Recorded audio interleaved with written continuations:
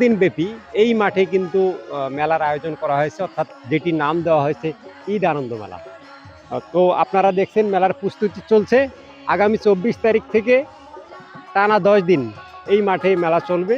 এখানে বিভিন্ন এলাকা থেকে, দূর দূরান্ত থেকে দর্শনার্থীরা আসবেন এবং বিনোদন নেবেন, ঈদ আনন্দকে আরও বেগবান করবেন, এমনটাই প্রত্যাশা এখানকার আয়োজক কমিটিদের। মানে ঈদে অনেক মানুষ আমাদের গ্রামে আসে, ভিন্ন জগৎ যায়, স্বপ্নপুরী যায়।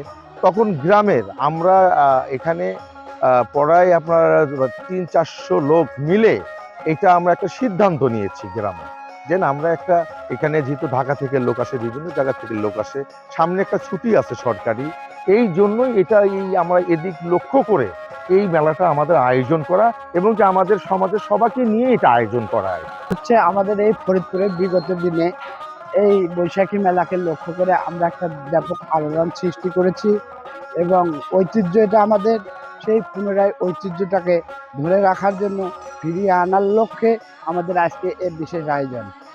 আমাদের এটা একদম গ্রামগঞ্জ, যেখানে আমাদের অনেক লোকজন আছে যাদের সাধ্য হয় না রংপুর, ঢাকা ও বিভিন্ন জায়গায় গিয়ে যে এখানে করা হবে, বিনোদন নেবে তারা। আসলে আমরা বিনোদন থেকে আমরা নিজেরাও বঞ্চিত, আমাদের মা বোনেরাও বঞ্চিত। সেই লক্ষ্যে বিনোদন প্রেমী মানুষদের জন্য আমরা আজকে এই ফরিদপুরে এই আয়োজন করেছি।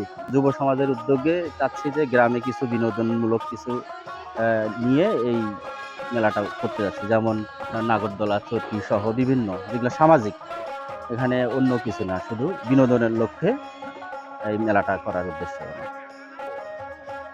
100+ স্বেচ্ছাসেবক থাকবে, তারপরেও অনেক ভলান্টিয়ার আছে যারা অল টাইম আমাদের গোয়েন্দা হিসেবে তারপরে আপনার প্রকাশ্যে কাজ করবে। এবং এটা মেলার একটা, আমাদের ফরিদপুরে এই মেলার একটা ঐতিহ্য আছে, যেটা আগে অনেক হয়তো এখানে একটা নামকরণ আছে, একটা সুনাম আছে, সেই সুনামটা আমরা আপ্রাণ চেষ্টা করব যেটা এটা যাতে নষ্ট না হয়।